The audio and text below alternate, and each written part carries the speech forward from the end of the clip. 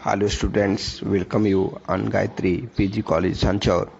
Today your topic is business or managerial economics, functions and responsibilities in analysis of external factors, specific functions of managerial or business economics and to provide general economic. Hello students, yesterday I taught you business or managerial economics, functions and responsibilities, analysis of internal factors or analysis of business operations, and today I will explain about analysis of external factors, specific functions of a managerial or business economist to provide general economic intelligence. आज मैं आपको व्यवसायिक अथवा प्रबंधकी अर्थशास्त्री के कार्य एवं दायित्व के उन बाह्य तत्वों का विश्लेषण करूंगा जिसमें व्यवसायिक या प्रबंधकी अर्थशास्त्री अपनी महत्वपूर्ण भूमिका निभाता है। व्यवसायिक फर्म के निर्णयों पर केवल आंतरिक तत्व ही प्रभाव नहीं डालते, वरन बाह्य परिस्थितियां भी काफ़ी प्रभाव डालती हैं।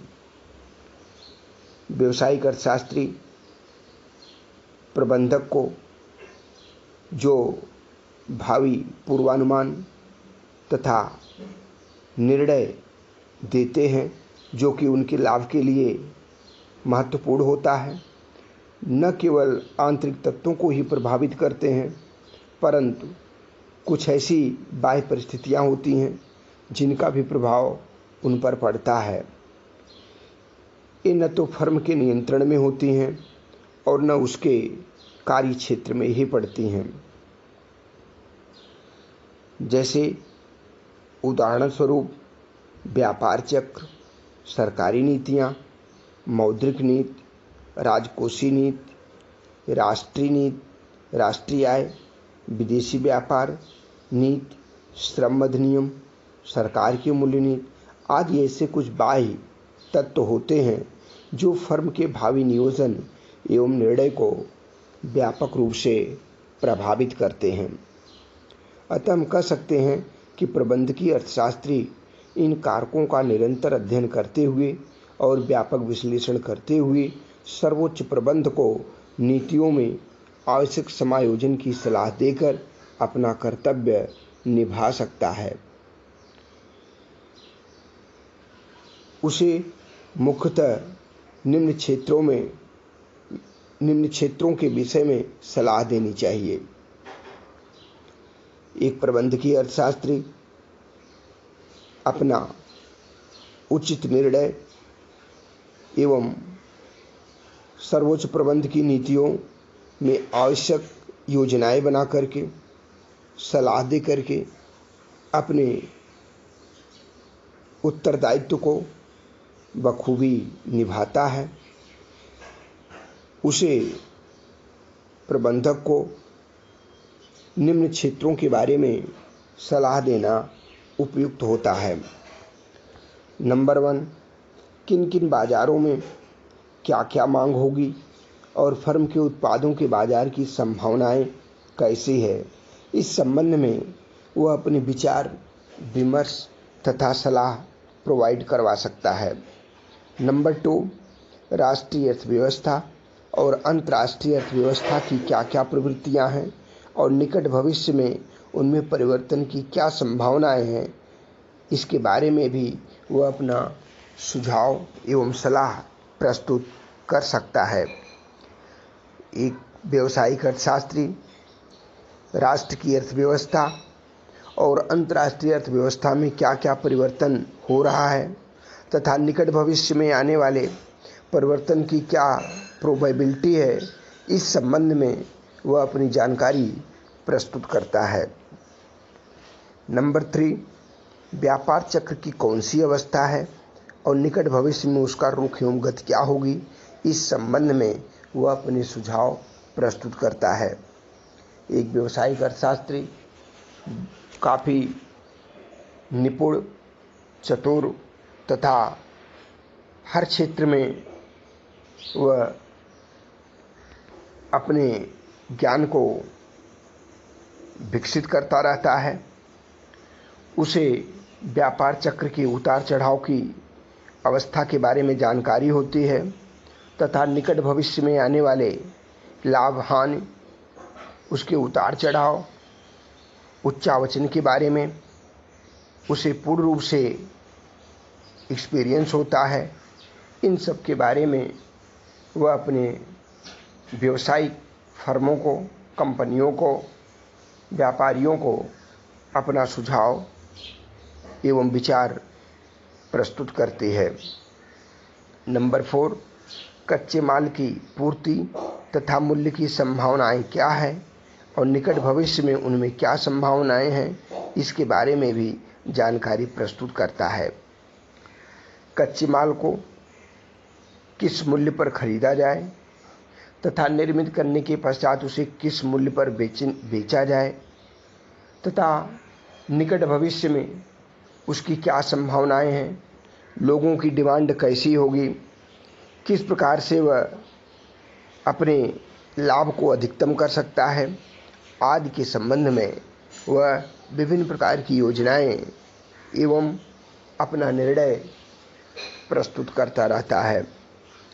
नंबर 5, निर्मित माल की भावी मांग एवं मूल्य संबंधी संभावनाओं का पता लगाना। एक व्यवसायिक अथवा प्रबंधकीय अर्थशास्त्री का मुख्य कार्य यह है कि जो माल तैयार किया जा रहा है निकट भविष्य में उसकी मांग क्या होगी तथा उसका मूल्य क्या होगा, इस संबंध में वह विभिन्न प्रकार की संभावनाओं का पता लगाता है और उस तरीके से उसका मूल्य डिसाइड करके लाभ कमाने का प्रयास करता है। इस संबंध में वह अपना उचित निर्णय बड़े बड़े फर्मों को, उद्योगपतियों को, व्यापारियों को समय समय पर उपलब्ध करवाता है तथा अपने कार्यों तथा उत्तरदायित्व को वह बखूबी निभाता है। भविष्य में साख की लागत एवं उपलब्धता की संभावनाएं क्या हैं, इस संबंध में भी वह जानकारी इकट्ठा करता है। वह कितनी लागत लगती है, भविष्य में आने वाली आगम क्या होगी, लागत एवं आगम को ध्यान में रखते हुए इन आंकड़ों को उपलब्ध करके वह विभिन्न प्रकार की संभावनाओं का पता लगाता है और अपना निर्णय देता है। नंबर 7, भविष्य में आर्थिक नीतियों व नियंत्रणों में परिवर्तन की संभावनाएं क्या क्या हैं, इस संबंध में भी वह अपनी जानकारी प्रस्तुत करता रहता है।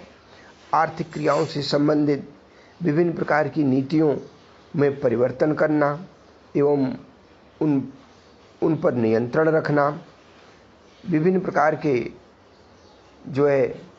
योजनाओं में, पॉलिसीज में वह परिवर्तन करता है तथा कुछ को कंट्रोल करता है और इस प्रकार से भविष्य में उनकी क्या संभावनाएं होगी, इन सब का पता लगा करके वह अपने विचारों को, अपने सुझावों को प्रस्तुत करता है। नंबर 8, ईंधन अथवा शक्ति की उपलब्धता एवं लागत की भावी संभावनाएं क्या हैं, इस संबंध में भी वह जानकारी हासिल करता है तथा बड़े बड़े उद्योगपतियों को, व्यापारियों को, फर्मों को उसके संभावनाओं के बारे में अपने सुझाव प्रस्तुत करता है। नंबर 9, व्यवसाय में भविष्य में प्रतियोगिता घटने या बढ़ने की संभावनाएं कैसी है, इस संबंध में भी वह समय समय पर सुझाव प्रस्तुत करता है कि आने वाले भविष्य में फर्मों के बीच, बड़े बड़े उद्योगपतियों, व्यापारियों के बीच जो कंपटीशन हो रहा है उसमें घटने या बढ़ने की क्या संभावनाएं होगी, क्या कंपटीशन प्रतियोगिता होगी अथवा नहीं होगी, उनकी क्या संभावनाएं होगी, इस संबंध में वो अपने विचारों को प्रस्तुत करता है। नंबर 10, राष्ट्रीय आय में भविष्य में परिवर्तन की संभावनाएं एवं गति क्या है तथा उसका फर्म के उत्पाद की मांग में क्या परिवर्तन होगा, इसके संबंध में भी वह अपनी पूर्वानुमान के आधार पर तथा निकट भावी अनुमान के आधार पर वह अपने सुझावों को प्रस्तुत करता है तथा फर्म के उत्पाद में होने वाले परिवर्तन के बारे में भी अपने सुझावों को प्रस्तुत करता है। इस प्रकार से एक व्यावसायिक अर्थशास्त्री अथवा प्रबंधकीय अर्थशास्त्री अपने उत्तरदायित्व एवं कार्यों को बखूबी निभाता है और इस तरीके से वह अपने कार्यों के प्रति उत्तरदायित्व को निभाता है। प्रबंधकीय अथवा व्यावसायिक अर्थशास्त्री के विशिष्ट कार्य, स्पेसिफिक फंक्शंस ऑफ मैनेजरियल और बिजनेस इकोनॉमिस्ट। प्रबंधकीय अर्थशास्त्री व्यावसायिक फर्मों में आंतरिक तत्वों तथा बाह्य तत्वों का विश्लेषण करके भावी निर्णयों में सलाह तो देता ही है, पर आजकल उसके कार्यों में वृद्धि हो गई है और वह इसके अलावा भी आंतरिक तथा बाह्य तत्वों के अलावा भी उसके अनेक प्रकार के विशिष्ट कार्य होते हैं जो सरकार, व्यवसायी, व्यक्तियों एवं उद्योगपतियों को लाभप्रद होते हैं। इनमें कतिपय कुछ विशिष्ट कार्य हैं जो इस प्रकार से वह अपने कार्यों को अंतिम अंजाम देता है। नंबर 1, विभिन्न बाजारों का सर्वेक्षण करना। एक प्रबंधकीय अर्थशास्त्री विभिन्न प्रकार के बाजारों में, चाहे वह पूर्ण प्रतियोगिता हो, चाहे वह एकाधिकार बाजार हो, चाहे वह एकाधिकारात्मक बाजार हो, द्वयाधिकार हो, अल्पाधिकार हो, बाजार की विभिन्न परिस्थितियों का आकलन करना, सर्वेक्षण करना इसके प्रमुख कार्य हैं। नंबर 2, व्यवसाय का उद्योग की कुल मांग का पूर्वानुमान लगाना। एक व्यावसायिक अर्थशास्त्री उद्योग में होने वाले उत्पादन तथा पूर्ति के आधार पर वह मांग का पूर्वानुमान लगाता है कि किस वस्तु की मांग बढ़ेगी तथा किस वस्तु की मांग घटेगी। जिस वस्तु की मांग बढ़ती है ऐसा अनुमान लगाता है, उसके उत्पादन को बढ़ाने का प्रयास करता है तथा निकट भविष्य में जिस वस्तु की मांग में घटने की संभावनाएं महसूस होती हैं उसमें वह जो है उत्पादन की पूर्ति को घटाने का प्रयास करता है। इस प्रकार से वह विभिन्न बाजारों का सर्वेक्षण करते हुए उसके मूल्य को, मांग को ध्यान में रखते हुए वह मांग का पूर्वानुमान लगाता है तथा उसी के आधार पर उत्पादन करके उसका मूल्य डिसाइड करता है। ऐसा सुझाव वह अपने प्रबंधक को, अब बड़े बड़े व्यवसायिक कंपनियों को, व्यापारियों को समय समय पर उपलब्ध करवाता है। इस प्रकार से उसकी कुछ ऐसे कार्य हैं जो उसके उत्तरदायित्व को बढ़ा देते हैं। नंबर 3, विभिन्न उद्योगों में मूल्य निर्धारण का विश्लेषण करके समस्या का उपयुक्त हल ढूंढना। एक व्यावसायिक अर्थशास्त्री विभिन्न प्रकार के बड़े बड़े उद्योगों में मूल्य निर्धारण का विश्लेषण करके किस वस्तु का कितना मूल्य होगा, किस वस्तु के मूल्य में वृद्धि करना है, किस वस्तु के मूल्य में कमी करना है, इन सब का एनालिसिस करते हुए उनकी समस्या का समाधान ढूंढने का प्रयास करता है।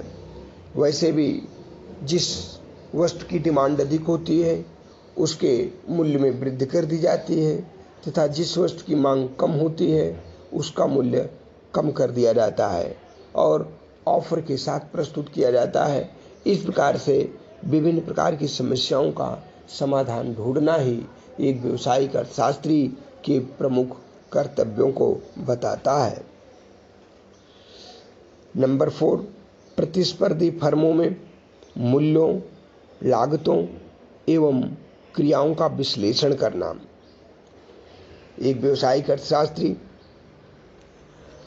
जो विभिन्न फर्मों के बीच उत्पादन के मूल्यों को लेकर के आपस में प्रतियोगिता करते हैं, फाइटिंग करते हैं, मूल्यों को लेकर के लड़ाइयाँ शुरू होती हैं। लागतों, उनकी लागत क्या होती है, लागत कितनी लगी है, और आगम को ध्यान में रखते हुए इन सब समस्त क्रियाओं का विश्लेषण करना ही उसका प्रमुख कर्तव्य समझा जाता है। नंबर 5, उत्पादक कार्यों में पूंजी परियोजनाओं का मूल्यांकन एवं विश्लेषण करते हुए वह अपने विशिष्ट कार्यों को अंजाम देता है। उत्पादक कार्यों में कितनी पूंजी लगी है, इन सब का मूल्यांकन करता है। कहाँ पर पूंजी लगाना उपयुक्त है, कहाँ पर पूंजी लगाना उपयुक्त नहीं है, कहाँ इन्वेस्ट किया जाए, कहाँ इन्वेस्ट न किया जाए, किस वस्तु की डिमांड निकट भविष्य में अधिक होगी, किसकी पूर्ति को बढ़ाया जाए, कौन कौन सी नई नई योजनाओं को अंजाम दिया जाए, इन सब का मूल्यांकन एवं विश्लेषण करते हुए वह अपने कार्यों को निभाता है। नंबर 6, उद्योग में उत्पादन अनुसूचियां एवं माल तालिकाओं का निर्धारण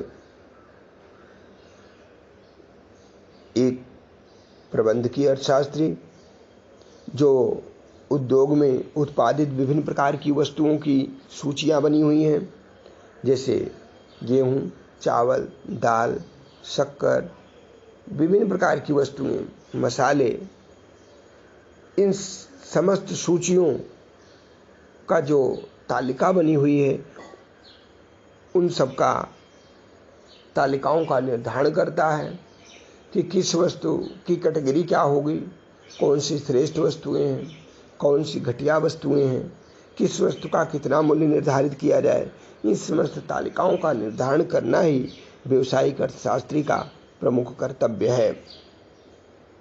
नंबर 7, उपलब्ध वित्तीय साधनों के विभिन्न विनियोग निर्णय करना। उस व्यावसायिक अर्थशास्त्री को विभिन्न साधनों से प्राप्त वित्त धन का कहाँ पर इन्वेस्ट करना है, विभिन्न प्रकार की वस्तुओं के बेचने से जो आय प्राप्त होती है, उनका कहाँ पर निवेश किया जाए, इसका निर्णय करना ही प्रमुख कर्तव्य समझा जाता है। नंबर 8, कृषि, उद्योग, परिवहन अथवा अन्य विकास कार्यों का विश्लेषण।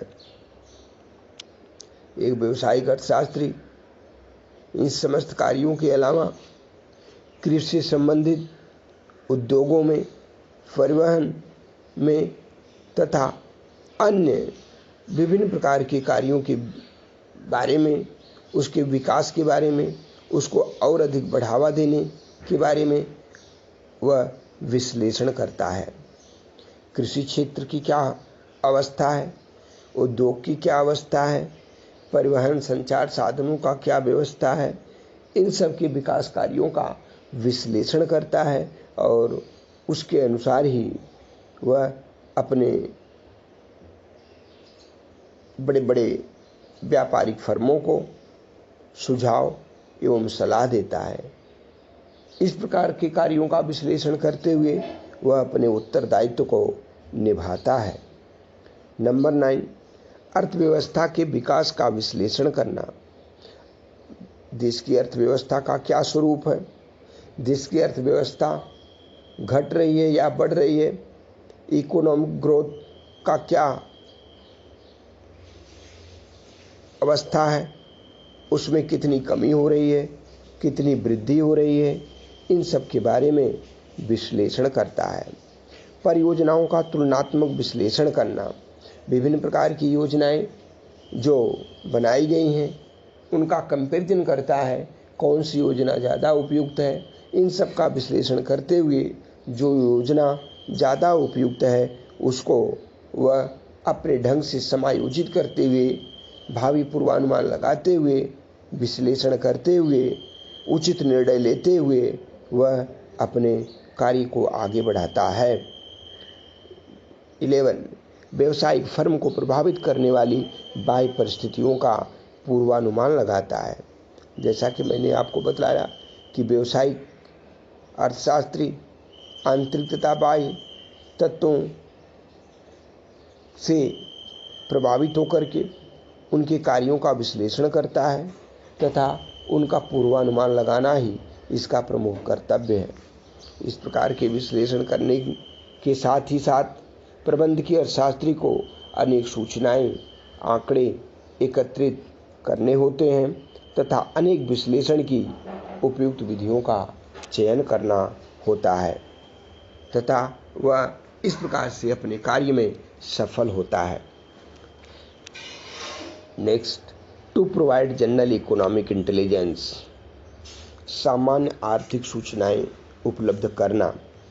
प्रबंधकीय अर्थशास्त्री अपने इन विशिष्ट कार्यों के अलावा फर्म के प्रबंधकों को सामान्य आर्थिक सूचनाएं भी उपलब्ध करवाता है जो तात्कालिक मार्गदर्शन में उपयोगी सिद्ध होता है। उदाहरण स्वरूप उत्पादन शुल्क, आयात शुल्क, निर्यात शुल्क व करों की दरें क्या हैं, इन सब के बारे में वह अपना एक तात्कालिक मार्गदर्शन प्रस्तुत करता है जिससे कि लाभ ही लाभ होता है। प्रतियोगी फर्मों के मूल्य क्या क्या हैं, उनका उत्पादन एवं विक्रय कितना कितना है, फर्म के उत्पादन के प्रति ग्राहकों का क्या रुख है, देश, क्षेत्र या विभिन्न बाजारों की संभावित जनसंख्या क्या क्या है, परिवहन की तुलनात्मक दरें क्या हैं, ये सब सूचनाएं प्रबंधकों के लिए उपयोगी रहती हैं। इन समस्त कार्यों के अलावा एक व्यावसायिक अर्थशास्त्री का प्रमुख कर्तव्य है कि वह सूचनाएं, आंकड़े एकत्रित करता है। वह प्रतियोगी फर्मों के विभिन्न प्रकार की वस्तुओं के मूल्य क्या निर्धारित किया है, उत्पादन शुल्क, आयात शुल्क, निर्यात शुल्क की क्या दरें हैं, किसी वस्तु के उत्पादन का विक्रय मूल्य कितना निर्धारित किया गया है, जो कस्टमर हैं, जो उपभोक्ता हैं, उनका उत्पादन के प्रति क्या आइडिया है, क्या रुख है, किस वस्तु की डिमांड ज़्यादा हो रही है, किसकी डिमांड कम हो रही है, देश, क्षेत्र, विभिन्न बाजारों की जनसंख्याएं क्या क्या हैं, किस क्षेत्र में कितनी जनसंख्या निवास करती है, उनकी डिमांड क्या होगी, विभिन्न प्रकार की वस्तुओं का मूल्य क्या होगा, उनके बीच प्रतिद्वंदिता है या नहीं है। इन समस्त चीज़ों का अध्ययन करके एक आंकड़ा, एक जो है सूचनाएं एकत्रित करके परिवहन की तुलनात्मक दरों के बारे में जानकारी लेता है। समस्त सूचनाएं जो है एक प्रबंधकों के लिए उपयोगी रहती हैं।